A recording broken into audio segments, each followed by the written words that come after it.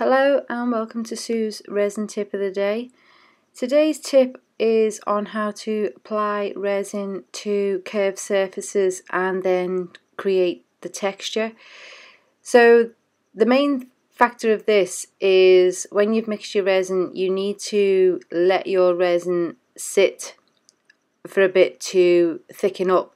So the best method I've found for doing this is to pour it onto a plate, because what you want to do is you want to make sure that your resin is over a large surface area rather than leaving it in a cup, because if you leave it in the cup it will go off too quickly and you run the risk of not being able to use it at all. So by leaving it in a cup, by placing it on a plate I should say, you're reducing the exothermic reaction, which means that although it will cure a little bit quicker because it is a bit thicker than a regular pour, it's not going to thicken up too fast. So while I'm waiting for that to start thickening up, I'm just going to coat this lampshade with some vegetable oil. This will help with the removal of the resin later on. You can actually coat it in plastic if you so desire, but because I wanted the inside to still be smooth, I've just coated this and will remove it later on.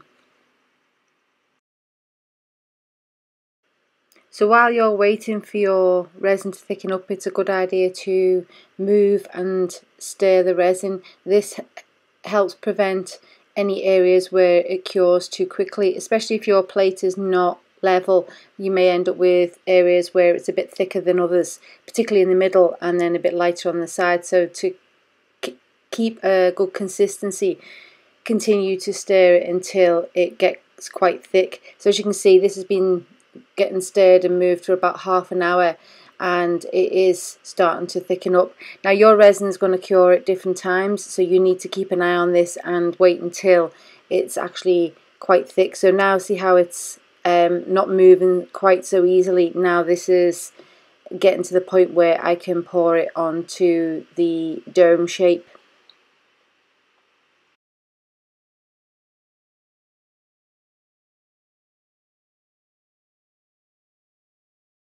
So when pouring this on, you still have to move fairly quickly because obviously it's still going to run down because it's not completely cured.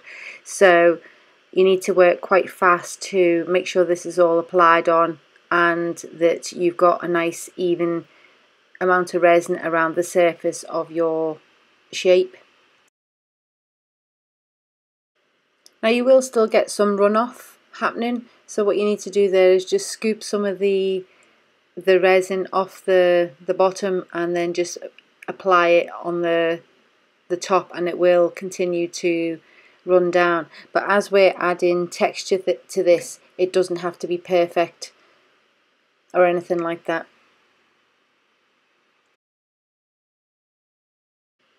So I'm using cling wrap to apply the texture to the surface, but you can use any kind of plastic that you can bend easily and mould into shape, because what we're going to do here is once we've applied this, we're going to crinkle it up using your fingers to create the texture on the surface.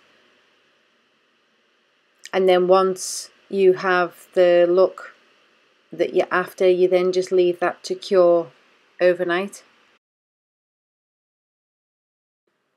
So once it's cured, it's time to remove the lampshade. Now it does take a little bit of manipulation to get it out and a little bit of careful persuasion to get it to pop out. But then once it's out, then you've got your lampshade, and as you can see, there's some fantastic texture in this shade. I hope you enjoyed this resin tip of the day on how to apply resin to a curved surface. If you would like to see the whole process of how I created this shade, how I added the stones to the outside and what else I did with this, then I will leave a link in the description below to go and take a look at that class. If you like this video, then please give it a thumbs up, or better still, subscribe to my channel.